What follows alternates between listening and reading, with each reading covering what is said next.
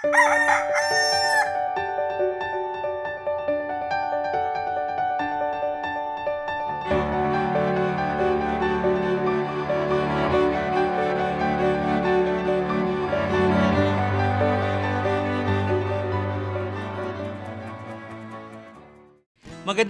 umaga kapamilya. Ako po si Father J-Boy at tayo na po at magkape at pandesal. Gulong-gulo ba ang isipan mo? Nalito ka na ba at tila hindi ka mapakali? Meron ba akong kwento ukol kay Buddha at ang kanyang alagad? Napadaan daw si Buddha sa isang lawa at dahil mahaba ang kanilang nailakbay, hapong-hapo ito. Kaya sabi ni Buddha sa kanyang alagad, "Kunan mo ako ng tubig sa lawa, uhaw na uhaw ako." Mabilis na sumunod ang alagad.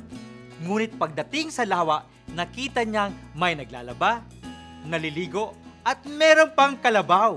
Kaya bumalik siya sa Buddha. Sabi, "Marumi ang tubig, hindi pwedeng inumin." Pagkatapos ng ilang oras, tinawag uli ni Buddha ang kanyang alagad upang kumuha ng tubig sa lawa. Pagdating niya sa lawa, wala na ang mga naglalaba, naliligo at ang kalabaw. Malinaw na ang tubig.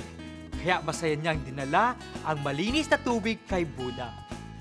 Sabi ni Buddha, ganito din ang ating isipan. Huwag mong aalugin ito kapag gulong-gulo. Hayaan mong tumining at humupa ang lahat. Mga kapamilya, sa ating pagdarasal, subukan mong manahimik upang maliwanagan. Magandang umaga po.